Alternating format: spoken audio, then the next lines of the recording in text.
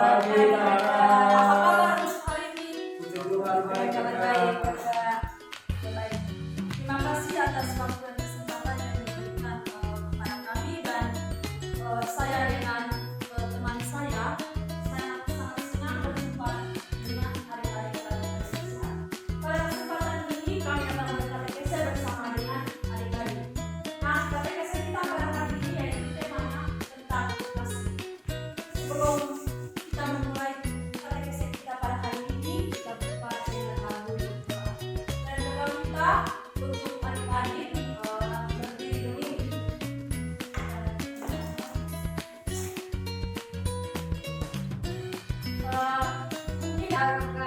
Mungkin dengan siapa? Adik ini juga. Mungkin mungkin beliau akan dari saya. Terima kasih siapa? 1, 2, 3. Kasih pasti lemah lembut. Kasih pasti memaaf. Dalam nama Bapa dan Putra dan Roh Kudus. Tuhan Yesus Kristus, terima kasih kami panjatkan hadirat-Mu atas kasih yang senantiasa Engkau limpahkan atas kami semua. Kami mohon bimbinglah kami pada hari ini agar kami meneladani kasih-Mu tanpa batas kepada sesama. Dengan pengantaran Kristus Tuhan kami. Amin. Dalam nama Bapa dan Putra dan Roh Kudus. Amin. Baik, silakan adik-adik. Baik, sekarang saya akan meminta teman saya untuk membacakan firman Tuhan dari Injil Lukas bab 10 ayat 25 sampai dengan ayat 37. Pada teman saya, Dian, saya silakan. Baik adik-adik, kakak akan menceritakan tentang perumpamaan yang disampaikan oleh Tuhan Yesus kepada orang Samaria yang baik hati. Orang Samaria yang murah hati. Pada suatu kali, berdirilah seorang ahli Taurat untuk mencobai Yesus. Katanya, "Guru, apa yang harus kuperbuat untuk memperoleh hidup yang kekal?" Jawab Yesus kepadanya, "Apa yang tertulis dalam hukum Taurat? Apa yang kau baca di sana?" Jawab orang itu, "Kasihilah Tuhan Allahmu dengan segenap hatimu, dan dengan segenap jiwamu, dan dengan segenap kekuatanmu, dan dengan segenap akal budimu. Dan kasihilah sesama manusia seperti dirimu sendiri." Kata Yesus kepadanya, "Jawabmu itu benar. Perbuatlah demikian, maka engkau akan hidup." Tetapi untuk membenarkan dirinya, orang itu berkata kepada Yesus, "Dan siapakah sesamaku manusia?" Jawab Yesus, "Adalah seorang yang turun dari Yerusalem ke Yeriko. Ia jatuh ke tangan penyamun-penyamun yang bukan saja merampoknya habis-habisan, tetapi yang juga memukulnya, dan yang sesudah itu pergi meninggalkannya." Jawab Yesus, "Adalah seorang yang turun dari Yerusalem ke Yeriko. Ia jatuh ke tangan penyamun-penyamun yang bukan saja merampoknya habis-habisan, tetapi yang juga memukulnya, dan yang sesudah itu pergi meninggalkannya setengah mati." Kebetulan ada seorang imam turun melalui jalan itu. Ia melihat orang itu, tapi ia melewatinya dari seberang jalan. Demikian juga seorang Lewi datang ke tempat itu.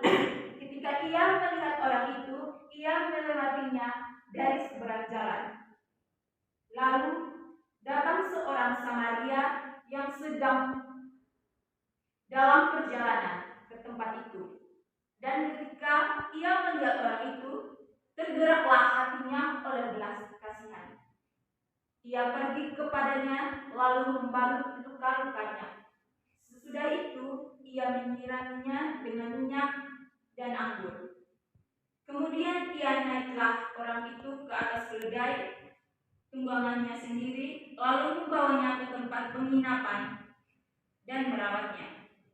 Keesokan harinya, ia menyerahkan 2 dinar kepada pemilik penginapan itu. Katanya, rawatlah dia, dan jika kubelanjakan lebih dari ini, aku akan menggantinya waktu aku kembali.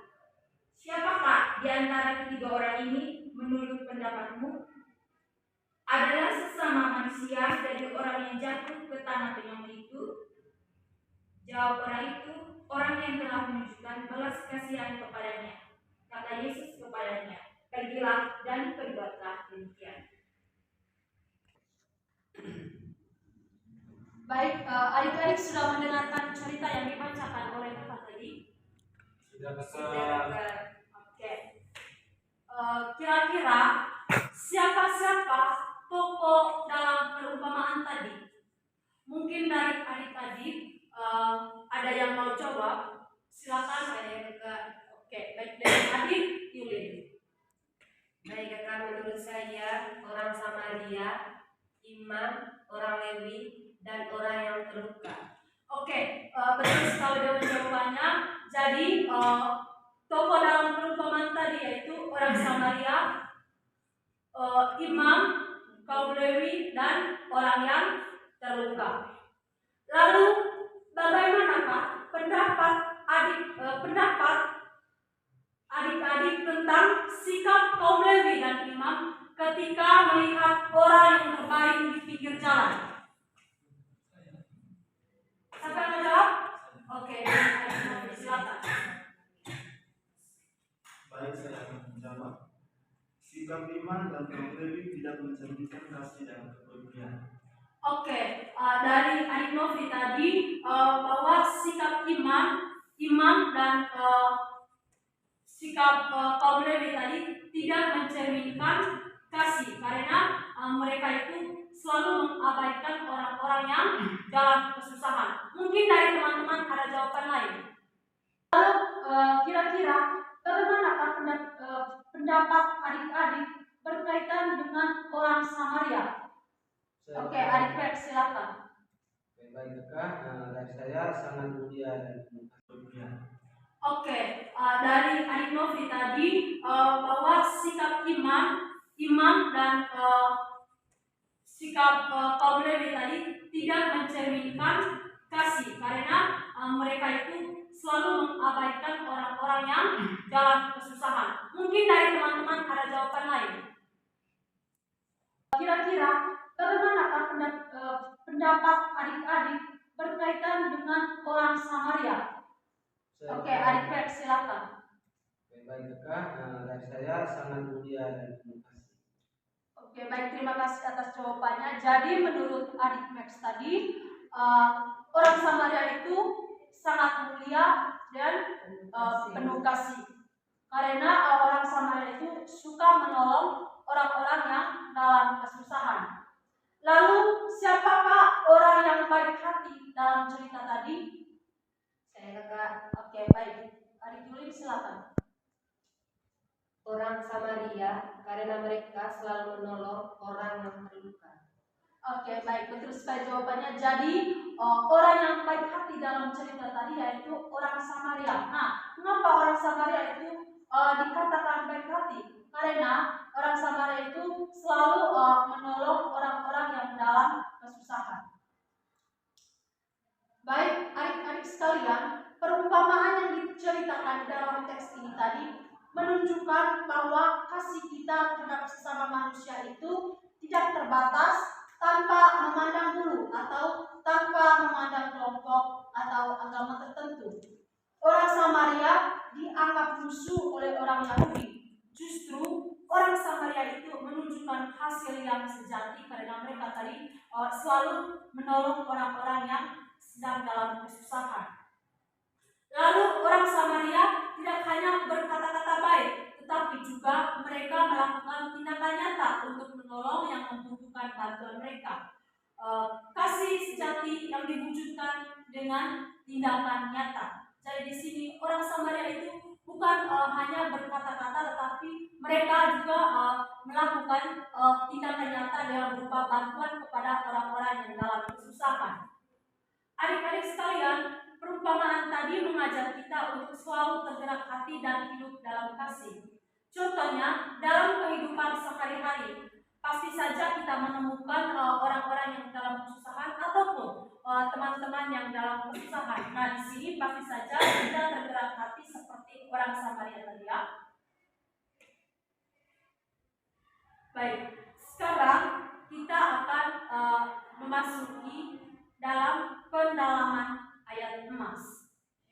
Baik adik-adik, kira-kira setelah mendengarkan cerita tadi, ayat manakah yang sangat menyentuh sekali dengan hati adik-adik?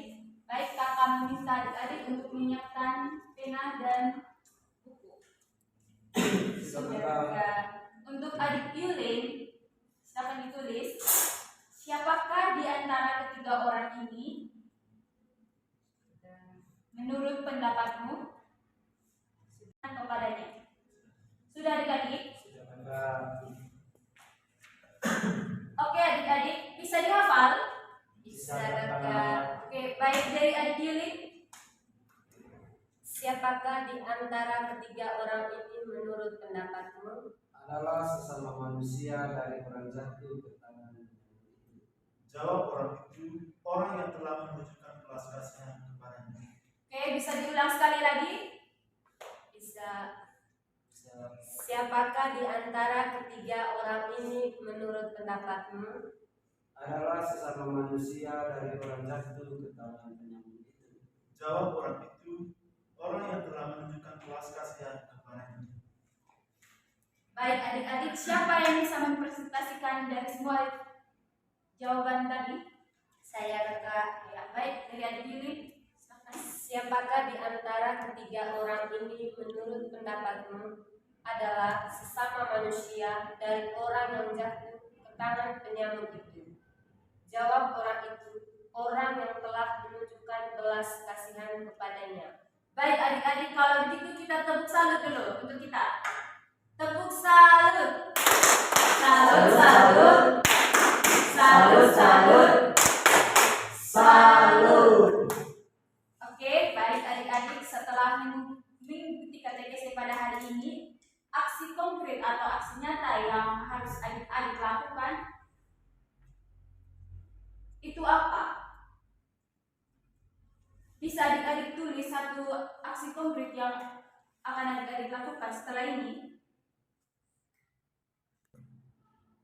Baik adik-adik, sudah pengalamannya dalam membantu atau melayani dalam keluarga atau di sekitar adik-adik? Sudah? Baik, jadi adik setelah mengikuti katekesi pada hari ini, aksi konkret atau aksi nyata yang harus adik-adik lakukan, yakni tulislah salah satu pengalaman melayani atau membantu anggota keluarga adik-adik. Pengalamannya adik-adik setiap hari itu. Oke, baik adik, next. Baik, saya pernah membantu teman dalam kelas yang tidak mau berkumpul pada saat kita les. Oke, terima kasih. Itu aksi nyata yang sangat baik dan bagus. Masih ada lagi? Adik Yulin? Saya Kak, salah satu sikap melayani dengan membantu menurut saya itu yang sering saya lakukan itu di rumah, itu membantu ibu dalam membersihkan rumah, mencuci piring dan lain-lain. Oke, bagus. Dari adik Novi? Tidak ada lagi. Kakak Cici, silakan. Baik, setelah adik-adik melakukan aksi konkretnya tadi, sekarang untuk sebelum kita mengakhiri pertemuan kita pada hari ini, mari kita belajar tentang petugas liturgi atau pojok liturgi. Mungkin sebelum penjelasan ini, mungkin dari adik-adik sudah tahu petugas liturgi. Belum Kakak.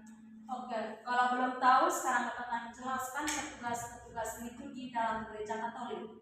Yang pertama itu lektor. Tugas dari lektor itu membacakan bacaan kitab suci selama perayaan Ekaristi atau ibadat. Lalu pemazmur. Tugas dari seorang pemazmur itu memimpin umat dalam menyanyikan pujian dan mazmur. Lalu misdinar. Tugas dari seorang misdinar itu membantu imam atau diakon dalam perayaan Ekaristi seperti membawakan perlengkapan misa, menyalakan lilin, dan mendampingi imam pada saat membagikan komuni. Lalu organis. Bertugas memainkan alat musik untuk mengiringi kor pada saat perayaan. Dan yang terakhir yaitu kor, kelompok umat yang bertugas menyanyikan lagu-lagu liturgi. Baik, itu saja petugas-petugas liturgi. Adik-adik sudah dengar toh? Semoga setelah mengikuti katekese kita pada hari ini, adik-adik dapat menerapkan dalam kehidupan sehari-hari. Sekarang kita memasuki doa penutup. Tuhan yang Maha Baik, lindungilah kami agar kami saling mengasihi dan saling mengampuni dengan pengantaran Kristus Tuhan kami. Amin.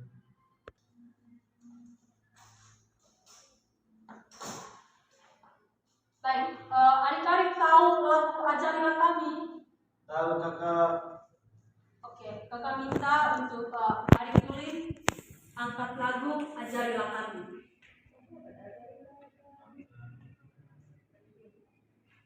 Ajarilah kami, 1, 2, 3.